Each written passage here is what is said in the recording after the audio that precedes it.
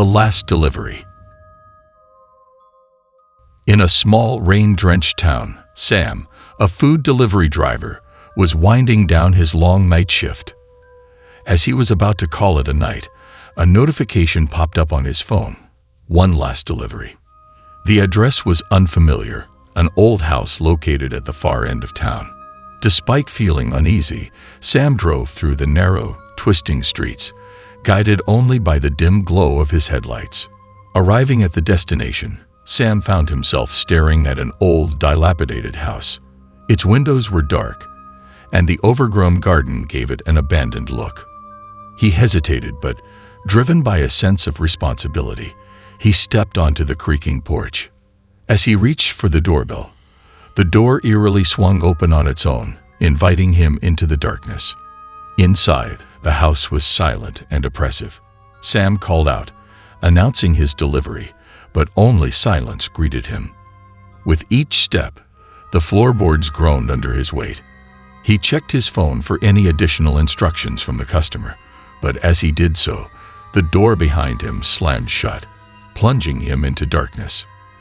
A chilling voice, disembodied and cold, echoed through the empty halls, declaring that Sam was now part of a game. Fear gripped him as he fumbled for the door, only to find it locked. He desperately searched for another exit, but the house seemed to be alive, its layout changing, corridors twisting into endless, confusing mazes. As Sam wandered the shifting halls, he began to see things. Shadows flitting in the corners of his eyes, figures standing in the distance, disappearing when he tried to focus. The walls seemed to whisper in hushed tones, revealing secrets about Sam's past, playing on his deepest fears and insecurities. The more he tried to resist the influence of the house, the stronger it became. Sam's movements began to feel less like his own. He found himself walking down corridors he didn't remember choosing, his hands reaching out to touch objects as if guided by an unseen force. In a moment of lucidity, Sam realized he was losing control over his own body. He tried to shout, to break free from the invisible strings that seemed to bind him, but his voice was no longer his own. The entity's presence filled his mind, echoing his thoughts, twisting them into a grotesque parody of his former self. In a final act of desperation, Sam attempted to break free from the entity's control, to end the game by any means necessary. But his actions were futile. The entity had complete control over his body. His attempts to fight back were manipulated into a macabre dance orchestrated by the malevolent force. Finally, Sam's consciousness was pushed into a small, confined corner of his mind. He could see through his eyes but couldn't control his movements. He was a prisoner in his own body, forced to watch as the entity used him to set the stage for its next victim. The house lay quiet once more, an unassuming trap waiting for its next prey. Sam, now a hollow shell controlled by the entity, stood by a window, his lifeless eyes staring out into the night. He had become a puppet, a tool in the entity's malevolent game, his own essence trapped in an endless, silent scream.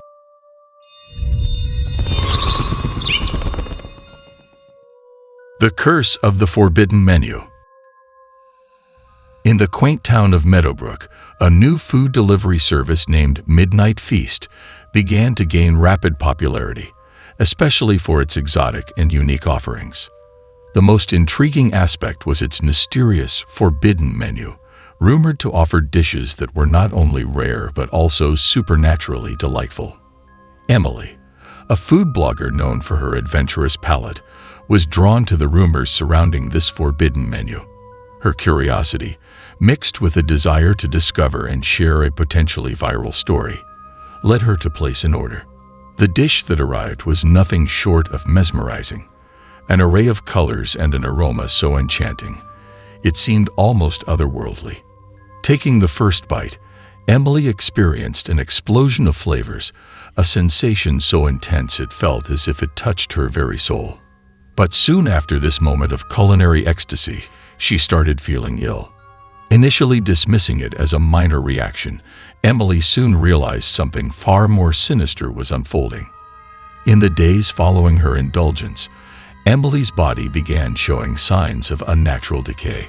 Her skin grew pallid and withered, as if she were aging rapidly or, worse, decomposing while still alive. A sense of dread filled her as she noticed her touch causing plants to wilt and food to spoil instantly. The horror of her situation became clear. She was becoming a living embodiment of decay. Driven by a mix of fear and a desperate need for answers, Emily began investigating the origins of Midnight Feast and its forbidden menu. Her search led her to ancient texts and dark folklore about an entity that feeds on human souls.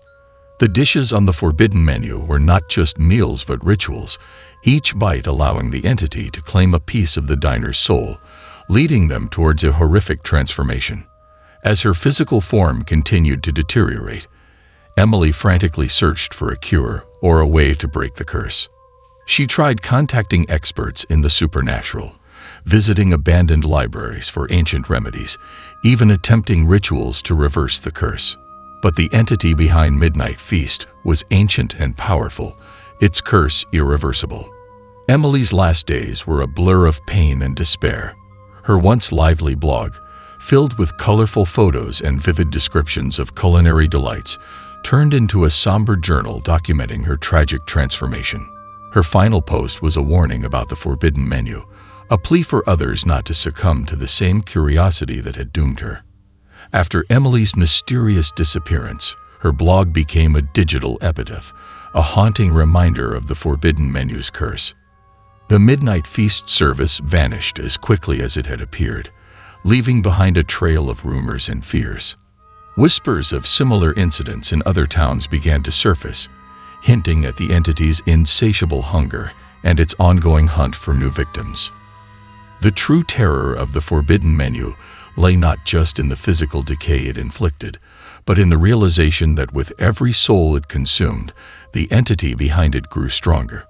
Hidden in the shadows, it continued to feast, ever waiting for the next unsuspecting diner to fall prey to its cursed culinary temptations.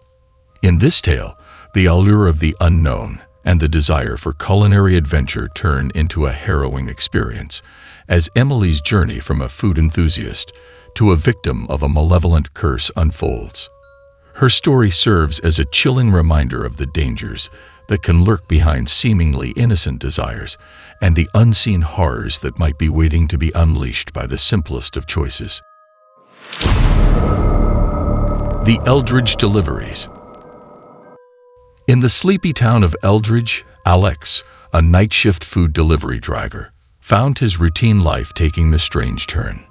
It began subtly, with deliveries to locations that seemed oddly unsettling.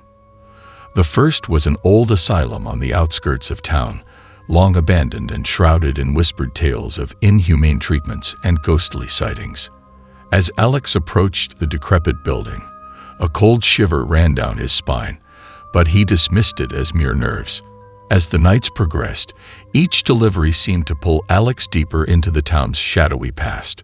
A decrepit house where a family tragedy had unfolded years ago, an abandoned bridge known for unexplained disappearances, and an old factory site marked by a series of tragic accidents.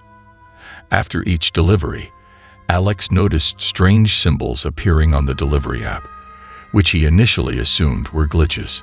But these were no ordinary symbols. With each delivery, they seemed to grow more distinct, forming a pattern that resembled a ritualistic circle. Alex's unease grew into a deep sense of foreboding, prompting him to research these locations. He discovered a chilling connection. Each was a site of tragedy, steeped in sorrow and pain. One foggy night, as Alex delivered to an old cemetery, he encountered an enigmatic figure, an elderly man who seemed unnaturally knowledgeable about the town's dark history.